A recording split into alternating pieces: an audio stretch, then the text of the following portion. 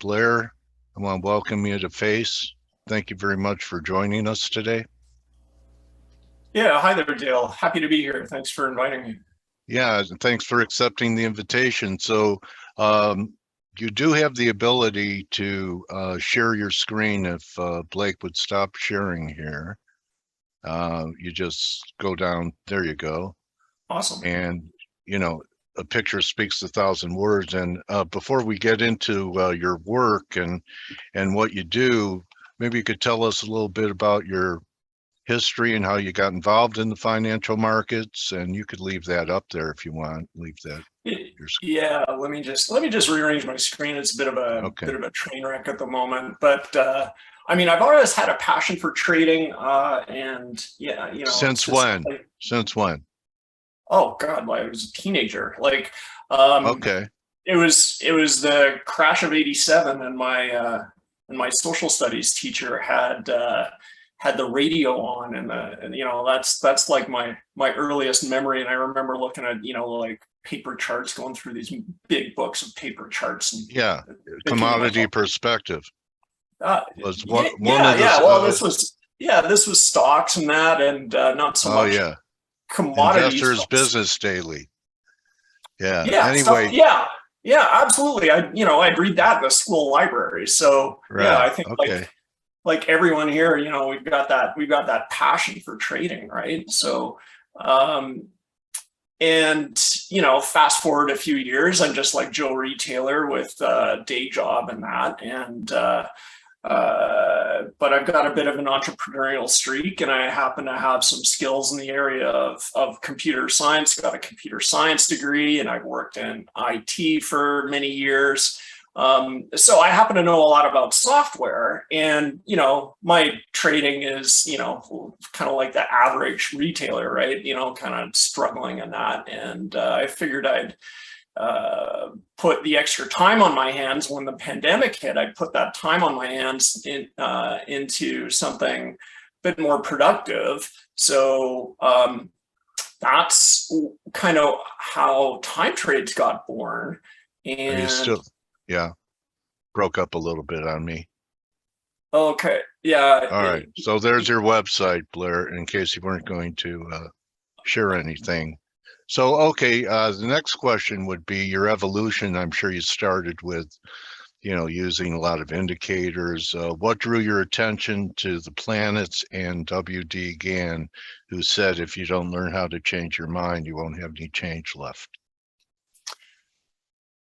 Well, I was casting about for something that worked, right? And Gann was sort of next on the list. And as I learned more about it, I learned more. I wasn't attracted to the astrological part per se, but I was attracted to, certainly the level of success that he had. And to me, the astrology part, can be a little radioactive to people. So, it engenders some strong opinions. But the thing that I appreciate about astrology is that I really just look at it as an alternative calendar. I mean, I'm not an astrologer. I don't wake up every morning and, check my horoscope to help me make decisions every day.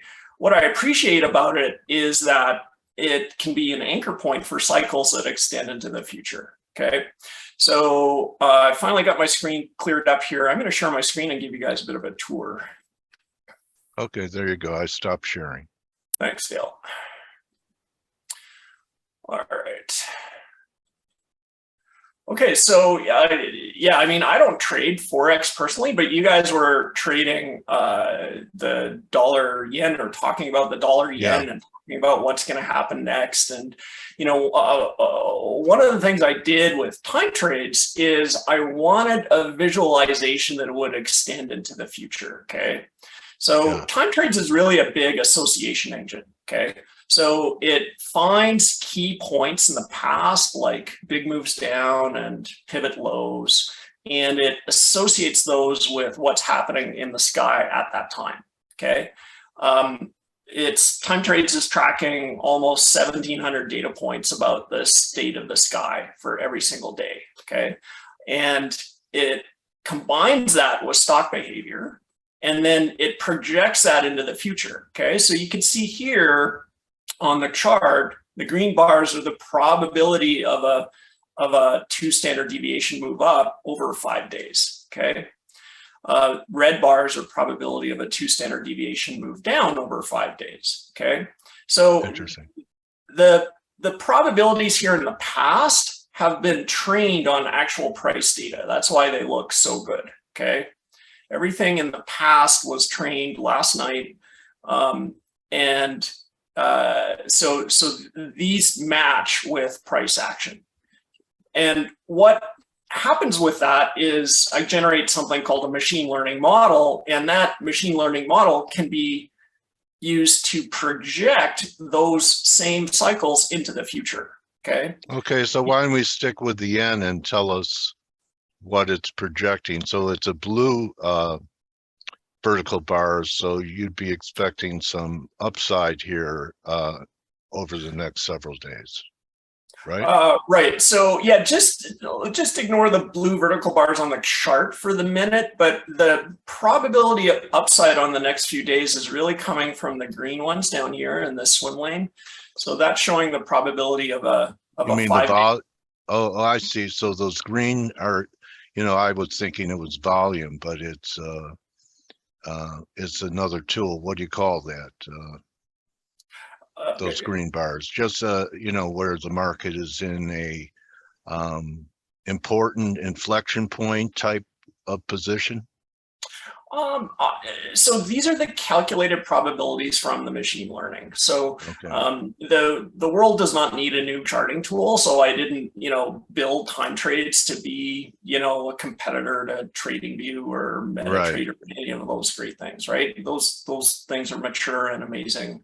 And time trades integrates with TradingView. We've got a way to get some of the time trades data into TradingView, but this is a custom visualization that is designed to reflect the machine learning that's generated. That's really what time trades is about. It's really about sort of training these models using ideas from Gann and ideas from astrologers and some ideas of my own, and training these predictive models and then forecasting them into the future. So I needed a visualization that would extend past the right side of the chart. And there's 4 data points that we're tracking. Okay. So the bottom swim lane here, the blue bars, is the probability of a pivot low. Okay. Green bars, probability of a move up. Actually, specifically, it's probability of a 2 standard deviation move up over the last 5 days. Red is same thing, but down, probability of a 2 standard deviation move down over 5 days. And then yellow up here at the top is probability of a pivot high. So, as you guys were speaking and doing your analysis on dollar yen, I've got no intuition about Forex. I don't trade Forex. And I was curious what the time trades forecast was for it. And it basically calls for continued move up. We've got a pivot high forecast August 15th. Now, don't take these dates literally, wrap a couple days of error bars around them, right? It's all probabilities, you get that. Right. But the degree of alignment between your expert analysis and the time trades machine learning was surprisingly good. And then after that, we see declining probabilities of a move up, and then we start to see probabilities of a move down increase, and we've got like 0 probability of a move up over here the week of the 23rd to the 30th. So interesting. Pretty strong alignment actually with what you guys saw on the chart, talked about on the chart. A few more days push up, a little bit of weakness right around 136, 135, and then it looks like a few days to roll over. Okay, so that's interesting, and this was all spit out by your program. Exactly, yeah, and I think one of the big value points of time trades is speed of analysis, right? Like I brought this up, I didn't have to sit and draw lines on my chart for a couple hours to come up with this opinion. right? Right. So, we can go and take a look at stocks. So we can take a look at spiders. And this is all end of day data, okay? So this does not show any intraday data, all right? Okay. So spiders is showing a pivot low and declining probabilities of move up right around these two blue bars. So that's kind of reflecting, I think, a little bit what we're seeing in the market. Maybe a little pullback for it has a time window to pull back in that blue box that you're showing right there, because at the bottom there's not much there for a low. Is that what you're saying? That's exactly what I'm saying. So I like to correlate. I don't like to look at just one index, and because time trade is so quick to take a look at these things and build an opinion, we can go and check out, the diamonds. The diamonds showing a little bit more red, right? Yeah, yeah. So what you want to look for when you're interpreting these things is, an increasing probability of moves up, right? If you're bullish, or an increasing probability of moves down. What you don't want to be is you don't want to go long on the backside of one of these clusters, right? Okay. As the probabilities are going down. So there's a little bit of interpretation needed to get the most from these charts. Okay. And can you use these, like right now, say I was a real long-term trader and I was a bull. I would be waiting until it looks like sometime in October is where things start to look a little bit more bullish. A little bit, yeah. The quick way that I like to use these is just to scan for the big pivots, right? And let me ask you this, and then I do interrupt people sometimes. I see on June 13th, you had all those blue bars at the bottom, and the low was actually right around the solstice, wasn't it the 16th or something like that? So did you have those blue bars showing up before we got there? So that's a great question. That's a feature that I want to add into time trades, because I keep the history. I update the forecast every single night, and I've got all those files in there. So that's a feature I want to add. It's like a little time machine. So they weren't there giving you that window in late June until after the fact? I can't tell you if they were not. They may be. I do this sometimes on my own development system to check. But this is like, I want to be totally transparent with the data that's being generated, and I want to add that feature that's been on the to-do list for a while. Okay. Okay. Yeah. Anything else I think you you're want to touching on an important point, Dale. If I could interject, please, which is the probabilities change, right? Yes. It's a process. Absolutely, it's like your opinion of the market, my opinion of the market. It changes day to day. We get new information. We get new price data. In the case of the machine learning here, we get new price data. It may be, a big push up like here, and it creates a new association with a new bit of astrology data, or it may create a new pivot low, like some little wick lower, and hey, there's a new pivot low, and we can anchor some cycles to it. So the probabilities do change. And, this is something that, it's important that people understand that, hey, just because this is a fancy computer thing with machine learning, it's definitely not always right. It's far from that, right? We're showing probabilities. Trading is always probabilistic, and these things can and do change. Okay.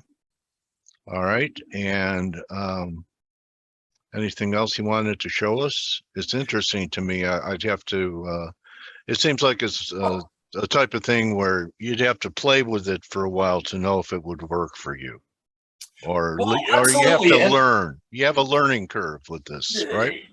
there 100%, Dale, there's totally a learning curve here. And I think it's fascinating, because I think a lot of people want to understand Gann, and then they look at the wheel like myself and go, what the hell? Yeah, right? yeah. And that's true of pretty much all of financial astrology. And that was one of the things, that was one of the goals of time trades, was to make that simple, make that more approachable. And I'm using the power of modern technology and this machine learning stuff to boil all of these factors down into 4 simple probabilities every day, right? And people can wrap their head around that.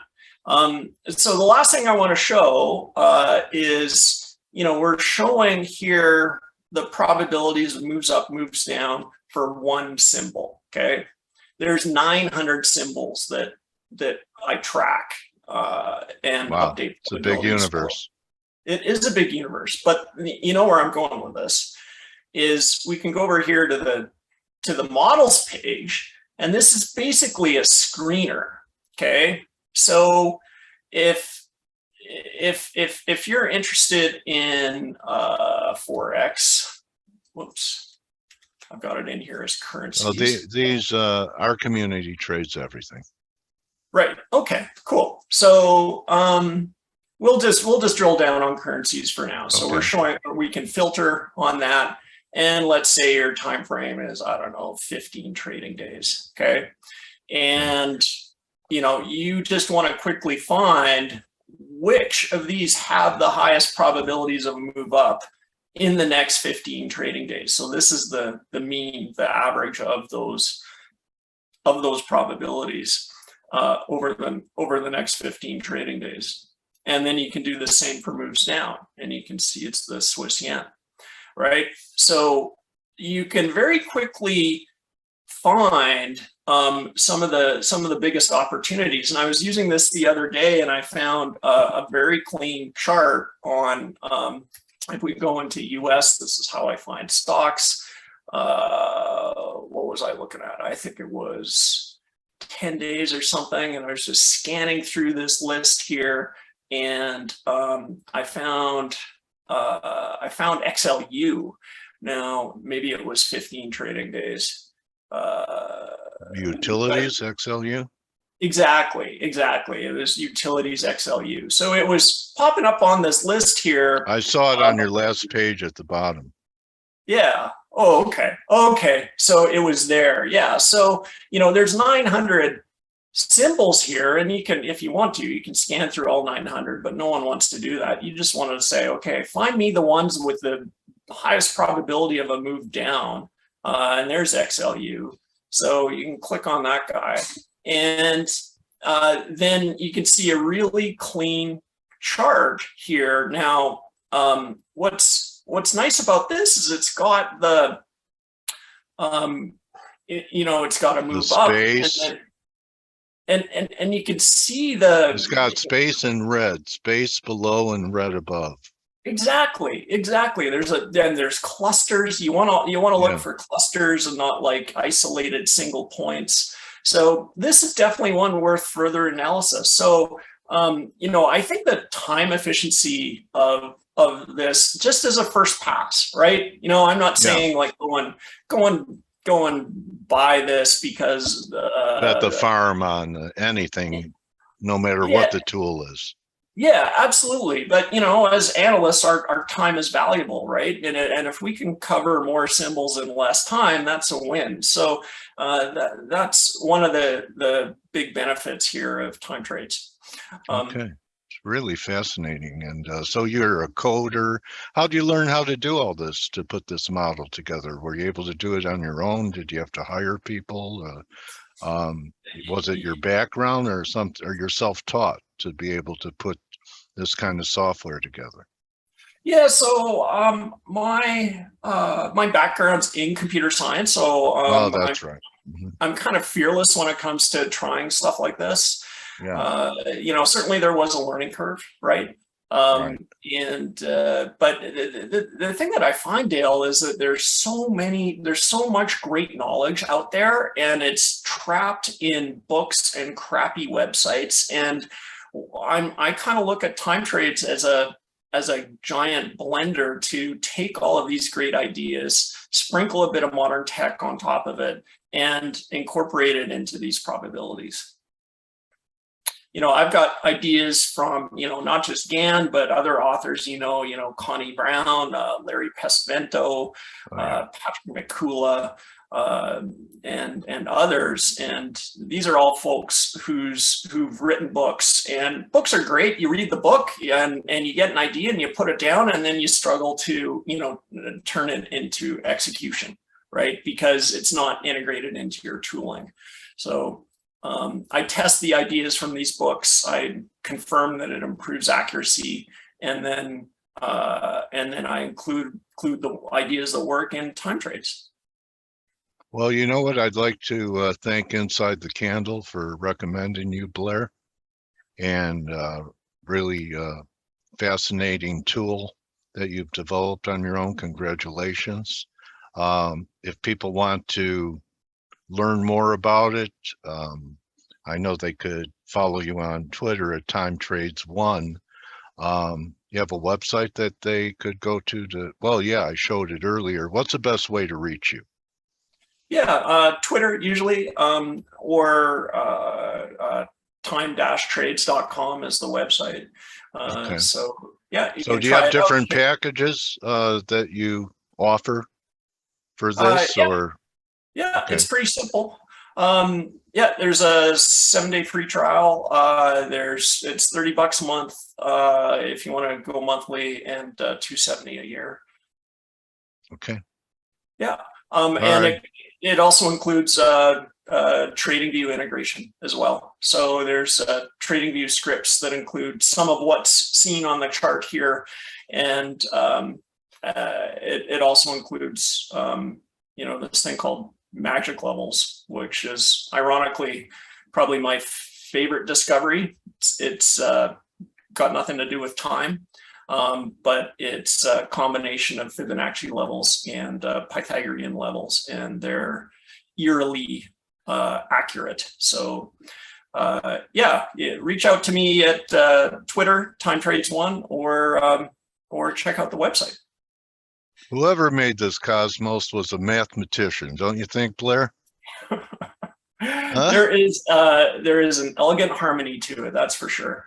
And really, interesting product for people that really don't have the time to, to learn a whole new methodology, but have an understanding that time and price, and at time is the art of it. It's not the if, it's the when, isn't it? So glad that you came. Appreciate it, and rooting for you. Keep in touch, and maybe next time we can get together and you could line up some examples that might be actionable for the community, maybe intermediate term, see where we're at in the fall. I think we're going to have an interesting fall season with the elections and cycle-wise. So you're now my trading warrior brother, Blair. Great. Thanks, Dale. Yes. Do we have a couple minutes? Do we have a minute or two to answer Tony's question? Oh, yeah, sure we do. Yeah, okay. Go ahead. Okay, cool. So I'm going to share my screen. Tony asked, today is an inflection for NASDAQ. Can you try NASDAQ? We can test his predictions this week. Oh, yeah. Let's, is my screen sharing back on? Yeah, you're there. You still have the utilities up. There's the Qs. All right. So like a lot of things on time trades, it's not like it's kind of like inconclusive, right? Sorry? Sometimes things will be inconclusive, right? Absolutely. Sometimes things will be inconclusive. There will be some cross currents, and you know what? It's best just to move on to the next chart, right? But you can cut and run really fast with this. So we're on the blue line today, right? Yeah, we're right. We were on the blue line yesterday, and the blue line is a timing indicator that I discovered. It's basically halfway between eclipses. And eclipses are interesting. If you're curious about the power of eclipses, just look at Bitcoin and overline the two recent eclipses, the last two eclipses. Solar or lunar?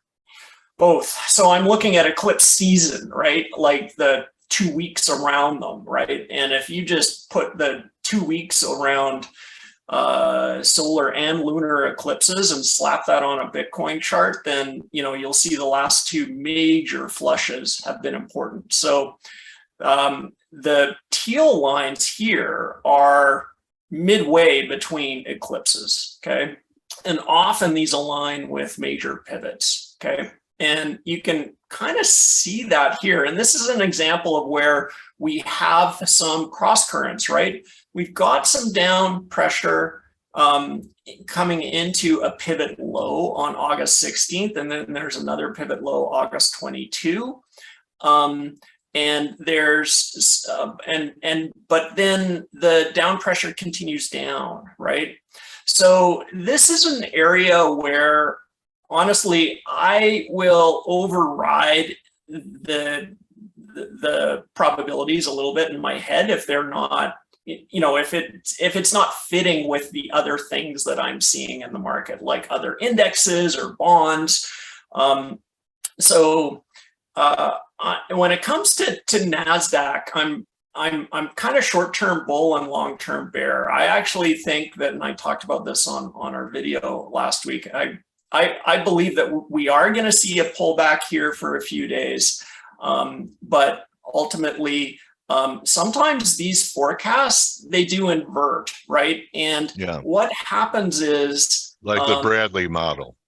Yeah, exactly, like the Bradley model. And the Bradley model is a great, manual example of what time trades is doing. Time trades is just doing it at scale with a lot more data. Should I, Blair, should I keep paying attention to planetary oppositions?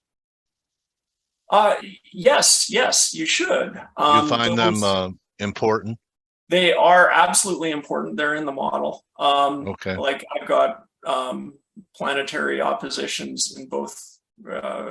So absolutely, they're in the model, and maybe we can do this on the next call, but we can go and explore under this influencers button. This will tell you what actually is the most important of the 1,700 data points that are going into these.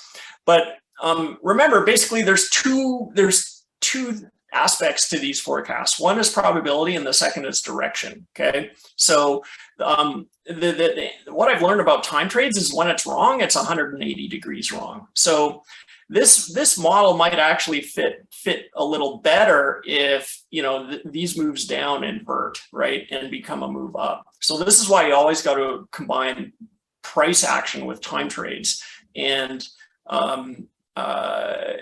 you can look at these time periods as, hey, these are periods of big energy in the market where there can be significant moves. And then you can let price sort of dictate what the actual move is for you. So it's a tool that you use, but you still are a discretionary trader. It's not mechanical. Oh, 100%. Yeah. You can't just literally take this. You still, and this is why it's positioned as an add-on to your existing system, right? So that's how I position it and market it. Okay. Well, again, thank you for explaining that. You're getting a lot of good feedback, Blair, and rooting for you, and may you end up with 10,000 subscribers by the end of the year. Thanks so much, Dale. Appreciate it. You like that reasonable goal? Why not think big, huh? Think big, buddy. Love it, man. Love it. All right. Anyway, Blair Wheadon, everybody. You could find him on Twitter at TimeTrade1, the number 1. Thank you very much, Blair. Have a great day, and I'll get a hold of you on Twitter to have you back. Cheers. Thanks, Dale. All right, that's it, everyone. You could join the team in 13 minutes for the Morning Edge. You're welcome, Kareem, Anthony. He was a great find. Twitter's great. I found a lot of hidden gems out there.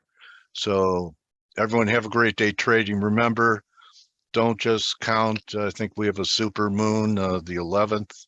Don't just count the planets, count your blessings. See everyone tomorrow. Adios. Hey traders, this is Blake Morrow with ForexAnalytix. Thanks for stopping by our YouTube channel. Don't forget to like these videos, share them, and subscribe to our channel so you don't miss any of the content that we provide here for free. Thanks for stopping by. I'll see you in the next video.